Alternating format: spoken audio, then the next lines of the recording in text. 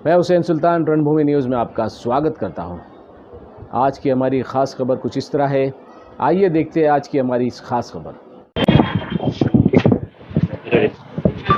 अवार साहब, आज आप आए दोस्ती प्लेनेट के पीछे सर्विस रोड के पास।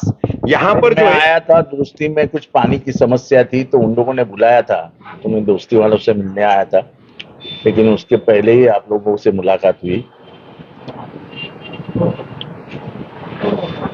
बाकी ये जो कार्रवाई चल रही है, कल से खुद मनपा आयुक्त सौरभ राव आए थे, कल लीड कर रहे थे, और वो भी हाईकोर्ट के 12 जून के एक बहुत ही कड़क आदेश के बाद। यानी कि मैं अगर अपने शब्दों में कहूं तो हाईकोर्ट के उस आदेश ने ठाणे मनपा, उसके आयुक्त, इनके कपड़े उतार दिए हैं। यानी कि मनपा के भ्रष्टाचार पर हाईकोर्ट ने इतनी बड़ी उंगली रख दी है, और उसके बाद अब ये कार्रवाई जो है खुद की कुर्सियां बचाने के लिए मनपा अधिकारी कर रहे हैं। क्या कहेंगे आप? ऐसा हाईकोर्ट का आदेश तो मानना ही पड़ेगा ना।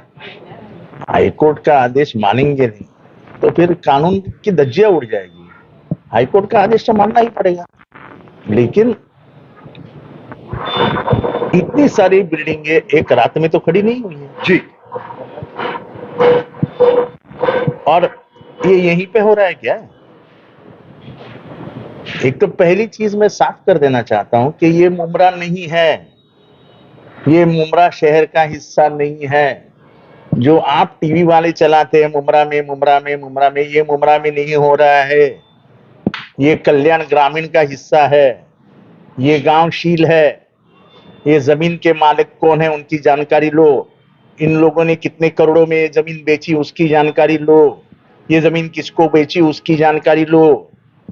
खामो खाम उमरा को बदनाम मत करो। और ये इतने ही इलाके में हो रहा है क्या?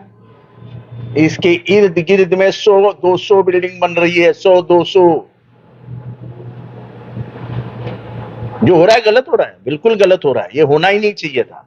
मुझे याद है इसके आगे ही लकी कंपाउंड गिर गई 2013। उसके बाद कम से कम 6 साल, 7 साल, 5 साल, 2017, 19 तक एक बिल्डिंग नहीं बनी। एक बिल्डिंग अगर प्रशासन तय करती है ना तो एक ईंट भी नहीं खड़ी हो सकती। मैंने देखा, तभी भी वो इलाका मेरा नहीं था, लेकिन इंसानियत के नाते कुछ ना कुछ लोगों के लिए, लोग अभी कल से रोते हुए सब लोगों के फोन आ रहे हैं। और मैं गैर जिम्मेदारान लोक प्रतिनिधि नहीं हूं। मैं अगर नुमाइंदा हूं तो मेरे को दिल है, मेरा दिल दर्द करता है, लेकिन मैं हक कर भी क्या सकता हूं। हाईकोर्ट ने कहा है, और हाईकोर्ट क्या है कि किसकी क्या चल सकती है। लेकिन हमारे साहब, हाईकोर्ट ने कहीं ना कहीं ये भी तो देखना चाहिए ना कि इतने बड़े पैमाने पर भ्रष्टाचार होता है, तो स्लैब वाइज पैसे लिए जाते हैं, स्क्वायर फीट वाइज पैसे लिए जाते हैं, और जब अपनी बात आती है, अपना मामला आता है, तो अपनी कुर्सियां और अपनी चमड़ी बचाने के लिए कमिश्नर से लेकर एक क्लर्क तक का सारा अमला गरीबों को बेघर करने पे जुट जाता है। ऐसा है कि मैंने पहले ही कहा कि ये बिल्डिंगें एक रात में नहीं बनी है, और अगर जांच करनी है तो इसके आजू बाजू में जितने भी इलाके हैं वहां पे चल रही बिल्डिंग के ऊपर कमिश्नर ने ध्यान देना चाहिए। आज से पहले ही ये घर नहीं करे देंगे। गरीबों का उसमें क्या? देखो, आखिर में मरता कौन है? जमीन वाला जमीन बेचता है, बिल्डिंग वाला बिल्डिंग बेचता है, फ्लैट वाला फ्लैट बेचता है, खरीदने वाला मर जाता है। खरीदने वाला कौन है? वो गरीब आदमी है। भी बात कही है, वो गरीब आदमी है। उस गरीब का क्या दोष है? उस गरीब का क्या दोष है? ये सवाल मैं आज नहीं पूछ रहा हूं, जब से राजनीति में आया हूं तब से पूछ रहा हूं कि इलीगल बिल्डिंग को रोकना है तो प्लिंथ पे रोको, बनने के बाद उसको तोड़ने में। हमारा साहब, गरीब की बात आपने की, हाईकोर्ट ने भी अपने उसी आदेश में इसमें बायर्स, परचेसर, जो गरीब तबके के होते हैं, जो मिडिल क्लास के होते हैं, वही सफर करते हैं, ये भी हाईकोर्ट ने अपने ऑब्जर्वेशन में। मेरे को लगता है कि हाईकोर्ट को ये जाके बोलना पड़ेगा कि कुछ कानून बनाओ ना। हाँ, कि भाई इतना इलीगल बनता है तो उसको न्यायिक सुविधा, न्यायिक प्रक्रिया में लाके उसको लीगल बनाने के लिए सरकार को भी आदेश दो। और इसके बाद ये होना नहीं चाहिए, ऐसा भी आदेश आने दो। कानून बनने के बाद कुछ जिम्मेदारियां सरकार ने फिक्स की है कि किसकी जिम्मेदारी है इलीगल बिल्डिंग पे। कानून है, कानून बन चुका है सरकार का कि अगर इलीगल बिल्डिंग बनती है तो जिम्मेदारी किसकी है, तो उस कानून की तो धज्जियां उड़ाते हैं। तो ये जो हो रहा है वो कानून के हिसाब से और हाईकोर्ट के आदेश से हो रहा है, मैं उसके ऊपर कुछ बात नहीं कर सकता। नहीं, लेकिन सर ठीक है, कोर्ट के आदेश पे कार्रवाई तो हो जाती है, लेकिन घरों से निकाल के जिनको घर तोड़ा जाता है, लेकिन उन अधिकारियों पर कार्रवाई क्यों नहीं होती जिनके तो हमारा सवाल, तो हमारा मैंने पहले ही सवाल किया कि एक रात में खड़ी हुई क्या बिल्डिंग, तो उन पर कार्रवाई कौन करेगा? कोर्ट तो फैसला दे देता है कि ये कार्रवाई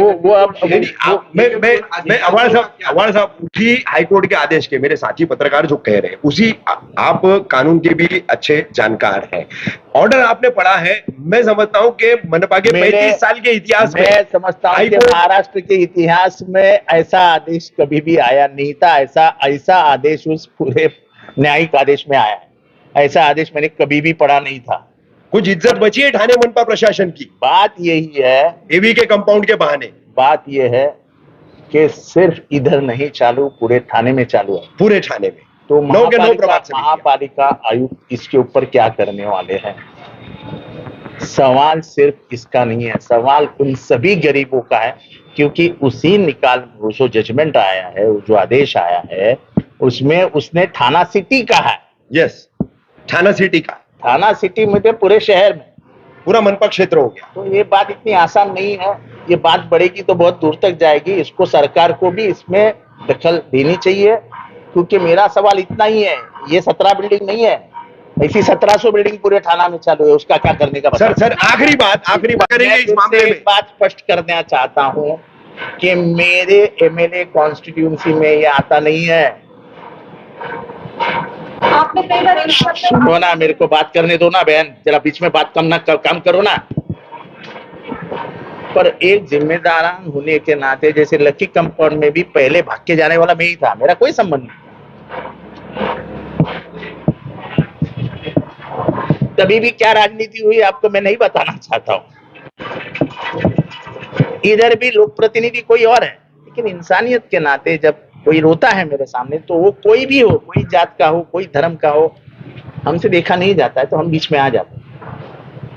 पर ये मामला ऐसा है कि ये मामला कोर्ट के दायरे में आ गया। अब जब कोर्ट आदेश देता है तो कोर्ट का आदेश, ये लॉ ऑफ द लैंड है, इस भूमि का वो कानून है, तो उसके खिलाफ बात करना, इतनी हिम्मत तो मेरे में भी।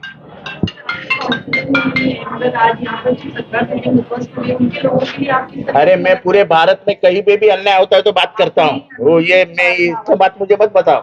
आज शनि शिंगणापुर में लोगों को काम से निकाला गया है, मैं पहला आमदार हूँ जिसने आवाज उठाया कि ऐसा आप नहीं कर सकते हैं। सर गरीबों के लिए मुख्यमंत्री तक उनकी आवाज पहुंचाएंगे। मैंने ऑलरेडी मुख्यमंत्रियों को संदेश दिया है कि कुछ ना कुछ कानून करना पड़ेगा, ये ऐसा नहीं चलेगा, नहीं तो पूरा इलाका तहस नहस हो जाएगा। क्योंकि सरकार के अधिकारियों ने जो आंख मिचोली का खेल खेला है, उसके वजह से ये हुआ। यही बोल